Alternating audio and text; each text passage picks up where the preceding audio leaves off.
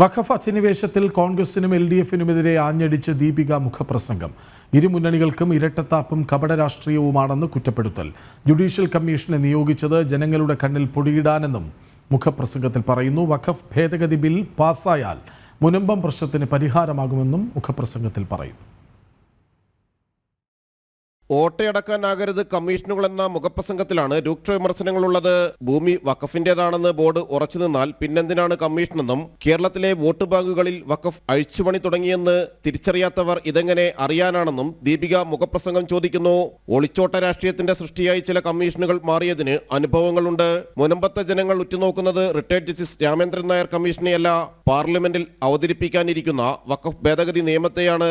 വേട്ടക്കാർക്കും ഇരകൾക്കുമൊപ്പം ഒരേ സമയം നിൽക്കുന്ന CPM-ന്റെയും സർക്കാരിന്റെയും കപട രാഷ്ട്രീയം ജനം തിരിച്ചറിയുന്നുണ്ട്. 1995-ലെ വഖഫ് നിയമത്തിലെ 40-ാം വകുപ്പ് ഉപയോഗിച്ചാണ് ബോർഡിന്റെ അധിനിവേശങ്ങൾ. ഈ ദുർഗതി വരുത്തിവെച്ച കോൺഗ്രസ് ഇപ്പോഴും ഇത് ഭേദഗതി ചെയ്യരുതെന്ന് നിയമസഭയിലും ലോക്സഭയിലും അലറി വിളിക്കുകയാണ്. അതിനെ പിന്തുണയ്ക്കുന്ന ഇടതുപക്ഷമാണ് അന്വേഷണ കമ്മീഷനുമായി രംഗത്ത് വന്നിട്ടുള്ളത്.